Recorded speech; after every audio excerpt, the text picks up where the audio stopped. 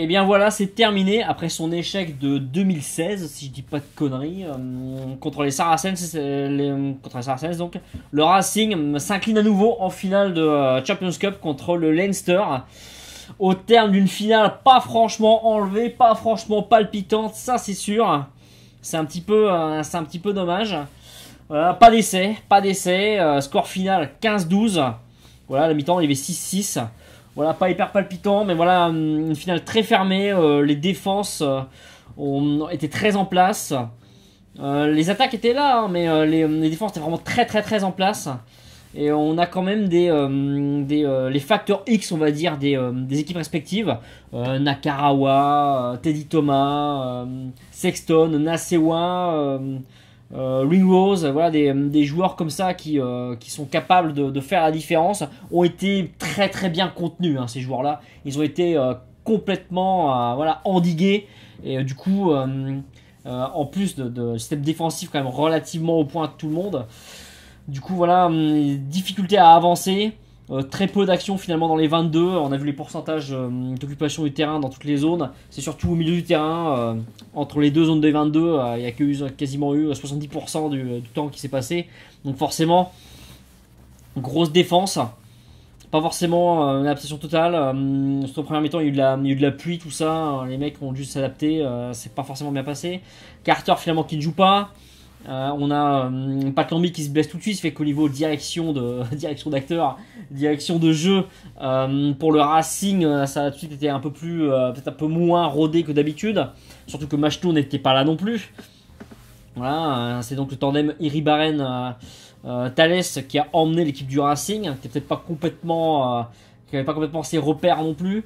Côté Leinster, une équipe qui avait des faiblesses aussi, mais qui a su complètement jouer sa chance. Et voilà, ça tourne sur quelques points de détail à la noix, la pénalité qu'il ne faut pas au mauvais moment, la réussite du buteur. Mais après, ça c'est les matchs de phase finale. La discipline, la conquête, l'occupation du terrain, la qualité du jeu au pied et la précision du tireur au but va faire la différence, quoi. À eux seuls peuvent faire la différence, et c'est le cas ici. C'est d'ailleurs Sexton qui a marqué tous les points du Leinster, sauf le dernier qui leur donne la victoire. C'est Nasewa qui tire. Je sais pas pourquoi c'est lui qui a tiré, mais c'est Nasewa qui a tiré. Iribaren a marqué tous les points du Racing. Et le drop de la prolongation qui a été raté après la sirène, même s'il n'y a pas eu de sirène parce que c'est un stade de foot, mais peu importe. Après la sirène par Rémi Thalès. Voilà, c'est un petit peu dommage. Pourtant pas trop mal préparé. Je suis en train de passer le ralenti, là, c'est pour ça que je regarde. Ouais, c'est un petit peu dommage là-dessus. Ils peuvent avoir des regrets quand même, le Racing. Probablement celui de ne pas avoir fait plus de jeux, d'avoir proposé plus de rugby. Mais ils savaient qu'en faisant ça, le Leinster prendrait probablement le dessus. Ils sont tellement bien équipés pour contrer les équipes qui peuvent jouer un petit peu. Donc ils ont choisi de ne pas jouer pour ne pas s'exposer. Et du coup, ils perdent parce qu'ils ne se sont pas exposés quelque part. C'est un petit peu ça, mais voilà, ça a manqué sans doute de prise de risque. Peut-être de part et d'autre, hein, pas seulement de Racing. Mais Leinster a joué sa partie et a tremblé, mais a semblé plutôt en maîtrise. Même si le Racing a aussi maîtrisé quand même les choses. Voilà, on n'est pas loin d'un match nul, hein, 15-12, on est à un coup de pied d'un match nul. Donc bon, les débats ont été très équilibrés.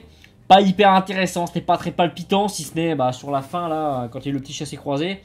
Mais sinon, c'était pas du hurrah rugby, c'était pas de la folie, quoi. À part une combinaison avec des redoublés en première mi-temps du Leinster. Action estampillée 100% Leinster et 200% Irlande. On n'a pas eu grand chose à se mettre sur la dent. Des contre-attaques qui finissent en touche. Ou des pénalités. Même si au final il n'y a pas eu énormément de pénalités non plus. Voilà ce qu'on peut dire sur ce match. Voilà, du coup il n'y a pas vraiment de joueurs à mettre en avant. Puisque comme j'ai dit, les facteurs X, les Nakarawa, les Teddy Thomas, les Sexton, tout ça ont été quand même bien contenus.